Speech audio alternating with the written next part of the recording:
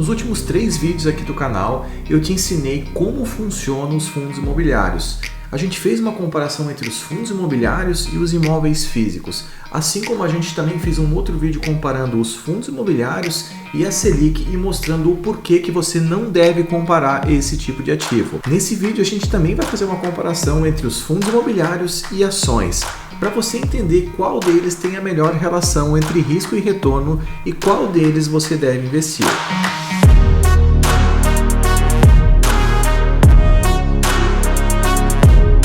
Se você ainda não me conhece, o meu nome é Diego, sou fundador do canal e esse canal te ensina a investir de verdade. Se você perceber nos últimos vídeos aqui do canal, você vai perceber que não tem nenhum tipo de dica para que você invista, não existe nenhuma recomendação.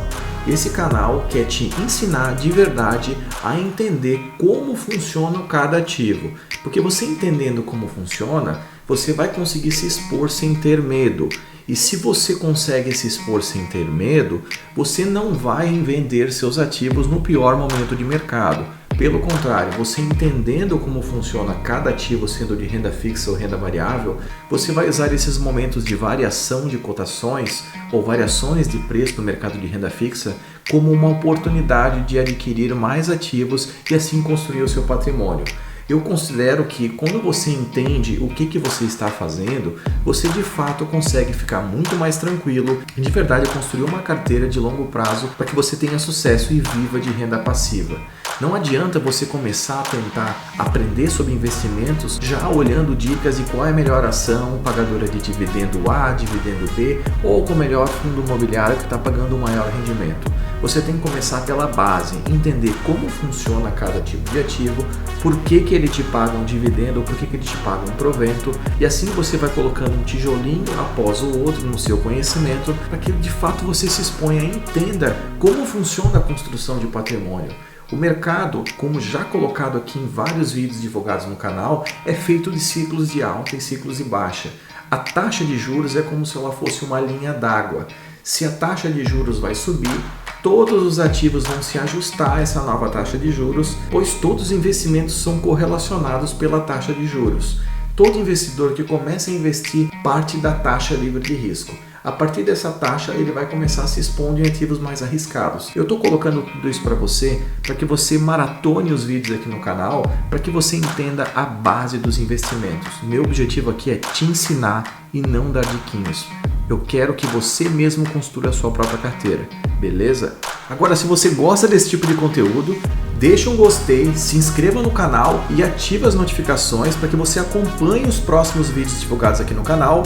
Mas sem delongas, vamos direto para o vídeo. Seguindo aqui no vídeo, vamos começar entendendo o que é uma ação para de fato a gente conseguir comparar a ação com um fundo imobiliário.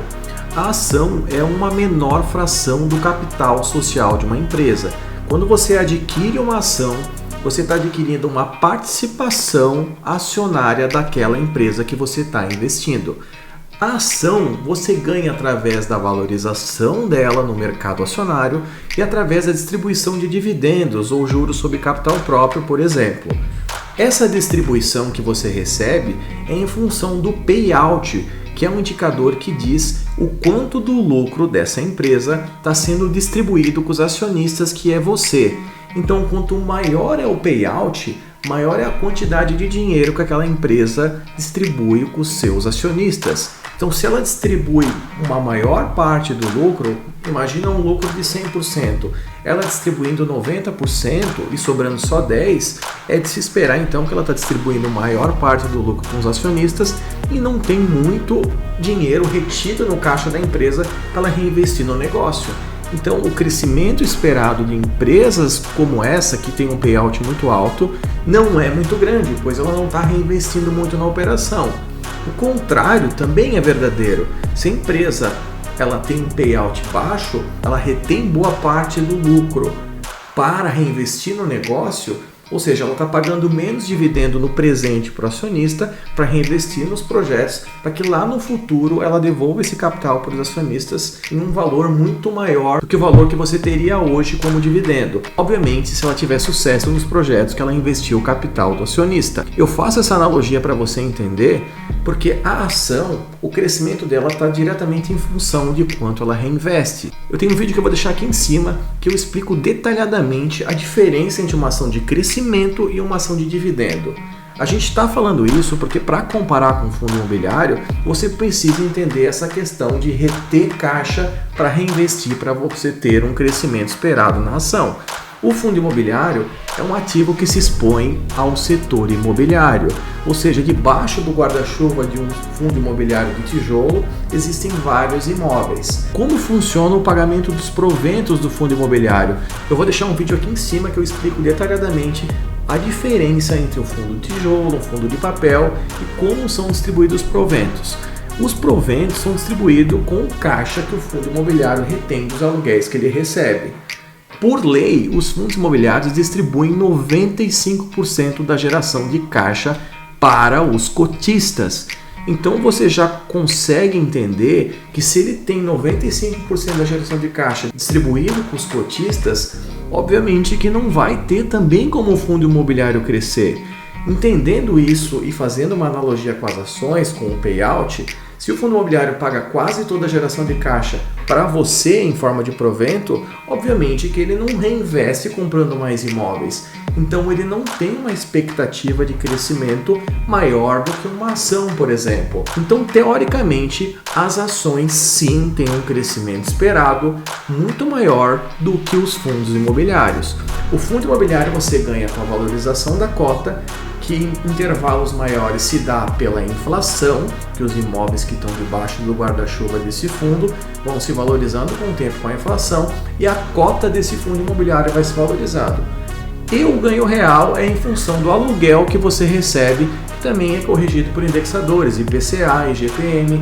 Então, para começar a entender essa diferença de ações e fundos imobiliários, você tem que entender a forma que cada um funciona. Então você entendeu que o retorno potencial das ações é maior do que o fundo imobiliário. Você já deve ter ouvido falar, inclusive nos vídeos aqui do canal, que o retorno potencial de um ativo é em função da quantidade de risco que ele possui. Mas afinal, o que é esse tal de risco? No mercado financeiro e nos livros textos de finanças, o mercado coloca o risco como volatilidade. Volatilidade é a medida de risco que o mercado utiliza para precificar os ativos. A volatilidade nada mais é do que a variação nas cotações de qualquer ativo do mercado financeiro. Quanto mais chacoalha a cotação de um ativo, maior é o risco associado a esse ativo, pois a volatilidade é muito grande. Isso acontece porque, se um ativo existe uma variação muito grande, significa que os resultados desse ativo, seja ele uma ação, seja ele um fundo imobiliário, possuem alguma incerteza dos resultados, ou seja, os resultados não são muito previsíveis, como uma empresa de tecnologia, por exemplo. E se os resultados não são muito previsíveis, o mercado tem dificuldade de precificar esse ativo. E essa dificuldade faz com que os preços e as cotações variem bastante no mercado de ações ou no mercado de criptomoedas, por exemplo. Então essa forma de abordar o risco como volatilidade que o mercado financeiro e os livros textos de finanças abordam faz um pouco de sentido, não é mesmo? Agora eu vou te mostrar aqui um exemplo que vai mostrar o IFIX, que é o índice de fundos imobiliários aqui do Brasil, comparado com o Ibovespa, que é o índice de ações aqui da Bolsa Brasileira. Então eu vou compartilhar com você primeiramente os dados do IFIX. Vou compartilhar a tela com você aqui para que você consiga enxergar os dados de retorno médio e volatilidade. O retorno médio do IFIX foi de aproximadamente 7% e o retorno total do IFIX foi de 111,18%. Isso desde 2012, que foi o ano que o IFIX foi criado, que é o índice que representa os fundos imobiliários. E a volatilidade média, que é aquele indicador estatístico de quanto esse ativo balança, ficou nesse período em aproximadamente 8%. Então, se o retorno médio ficou em 7% e a volatilidade ficou em 8%, então a gente tem aqui na parte central 7% como retorno médio, e sendo que o retorno médio sendo 7, a volatilidade balançando em cima de 8%, então a gente tem 7 mais 8, 15, e 7 menos 8, menos 1%. Então, esse ativo ele teve uma variação de menos 1% a 15% com 95% de certeza. Ou seja, dentro de uma distribuição normal, estatística, a gente tem o ponto central com retorno médio de 7% e esse ativo variando entre menos 1 a mais 15 nesse período analisado.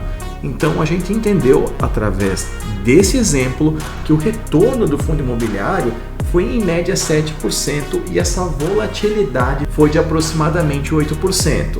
Por que eu estou te mostrando isso? Porque agora eu vou te mostrar os mesmos dados, só que agora do índice Ibovespa, que é o índice de ações no mercado brasileiro. Compartilhando com vocês aqui o índice Ibovespa, o retorno médio do índice Ibovespa, também partindo ali de 2012 para ficar na mesma janela temporal, ele também ficou aproximadamente 7% de retorno médio.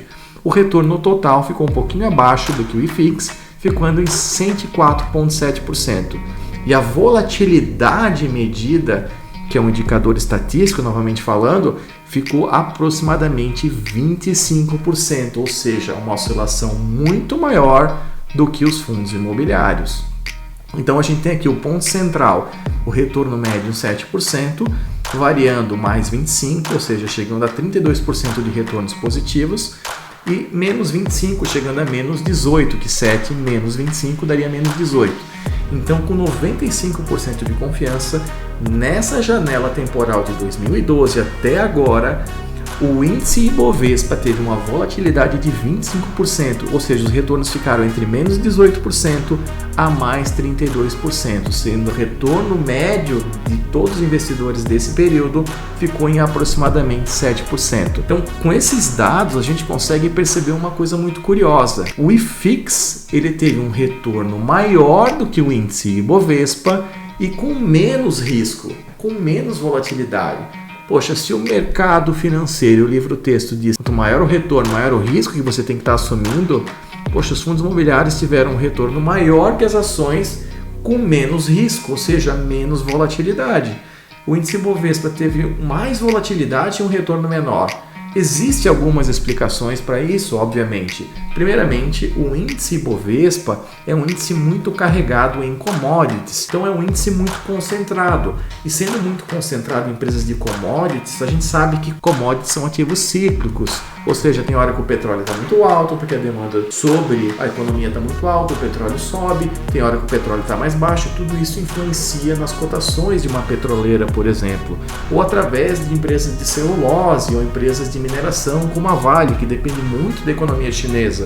Então isso é uma forma de explicar o porquê que a volatilidade do índice Bovespa foi maior do que os índices de fundos imobiliários, mesmo tendo um retorno menor nesse período analisado. A segunda explicação é que um período de 10 anos, estatisticamente, é um período muito curto para tirar conclusões sobre risco e retorno sobre ativos financeiros. Apenas para compartilhar com vocês da onde eu extraí esses dados sobre volatilidade e retorno, é no site Mais Retorno. Aqui você consegue verificar em vermelho o IFIX, que é o índice dos fundos imobiliários, e em verde o índice Ibovespa.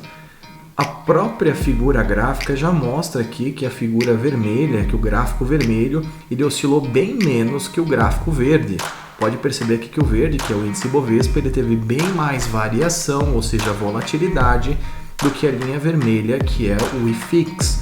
Então aqui embaixo você consegue ver, nesse período analisado ali de aproximadamente 10 de setembro de 2012 até 18 de setembro de 2023, que a volatilidade do Ibovespa foi muito maior que a volatilidade do IFIX.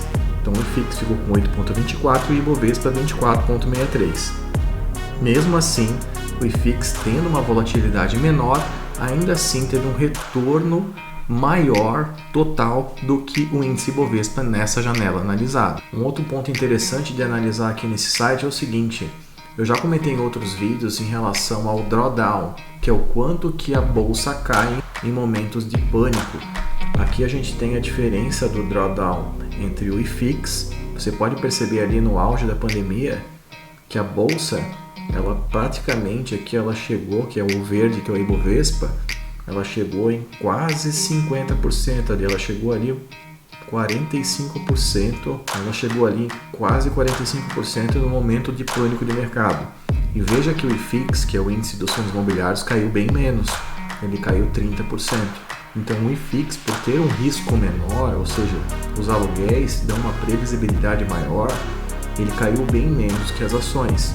Então isso é mais um ponto interessante de analisar aqui, que é o drawdown em momentos de pânico de mercado. E pessoal, não se esqueça aqui de deixar um like aqui no canal se esse conteúdo está fazendo sentido para vocês e ativar as notificações para que vocês assistam os próximos vídeos do canal, beleza?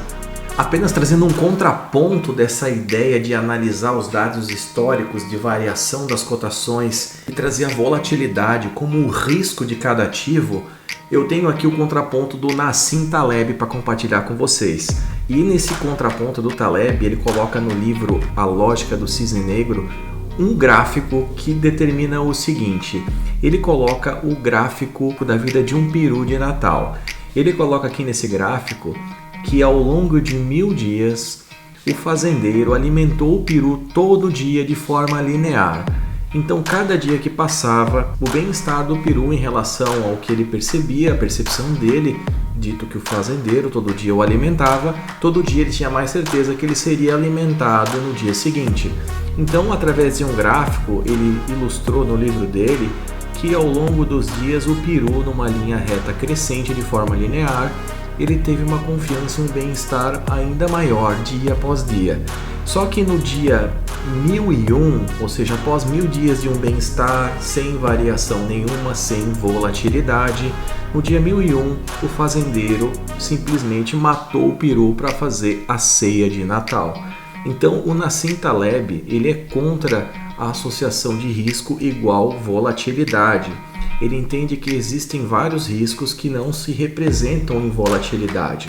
Então esse contraponto é importante vocês entenderem, porque, por exemplo, na crise do subprime, vários títulos de renda fixa, também que não existia volatilidade, ocorreu um crash no momento da crise em títulos que não tinham volatilidade. Então é interessante você ter isso em mente, sabendo que nem sempre a volatilidade vai representar totalmente o risco ou a segurança de um ativo. Se você chegou até aqui, você entendeu de fato o que é uma ação e qual o retorno esperado de uma ação, assim como o que é um fundo imobiliário e qual o retorno esperado de um fundo imobiliário. Você entendeu também qual é o risco associado a cada ativo e a gente olhou uma janela histórica. Você não pode se esquecer que, apesar de os fundos imobiliários terem tido um retorno maior nos últimos 10 anos, como eu expliquei, é uma janela muito pequena.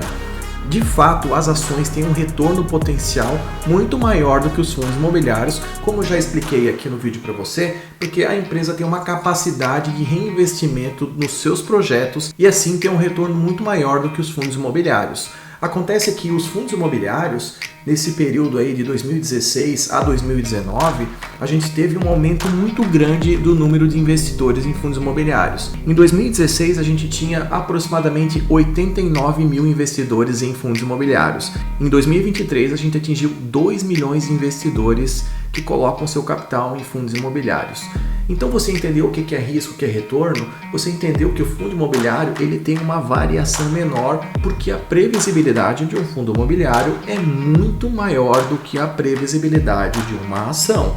O aluguel cai todo mês, o inquilino está lá, a vacância pode subir ou cair, mas não vai ter um impacto muito grande no aluguel que o fundo recebe, então é mais fácil do mercado precificar um fundo imobiliário. Se você não sabe, o valor de um apartamento ou de uma casa nada mais é do que o fluxo de caixa futuro dos aluguéis trazidos a valor presente. Então, como o fundo imobiliário é uma forma mais fácil de precificar, ele possui menos variação. Então, para você decidir investir em fundo imobiliário e em ação, você tem que medir o quanto de risco você tolera correr. Você verificou no drawdown que quando no momento de crise, a bolsa cai muito mais do que o fundo imobiliário. Mas obviamente que quando a gente está apresentando para vocês o Ibovespa é uma cesta de ações que ela é muito concentrada em commodities. Então você fazendo um stock picking, que é selecionando ativos, você pode escolher ações muito menos arriscadas do que empresas de commodities e ter uma variação muito menor do que o do índice. Obviamente que também você pode ter um retorno menor. Mas o fato é, você não precisa decidir investir em fundo imobiliário ou em ação. Você pode ter ambos os ativos na sua carteira e calibrando o quanto você quer em função do risco que você tolera, ou seja, o quanto de variação que você tolera na sua carteira de investimentos. Como eu já falei aqui no canal, a peça-chave para um investidor de sucesso sempre é a diversificação. Eu não me canso de falar isso aqui no canal, mas é para que vocês entendam. Novamente eu peço que vocês maratonem os vídeos aqui no canal, porque eu já falei de renda fixa, um panorama geral de todos os ativos e qual ativo que eu acho mais interessante investir. Já falei de ações de crescimento, dividendos e fundos imobiliários. Se você gostou desse vídeo, dá um like, se inscreva no canal para que o YouTube entenda que esse conteúdo é relevante. Um forte abraço e até o próximo vídeo. Tchau!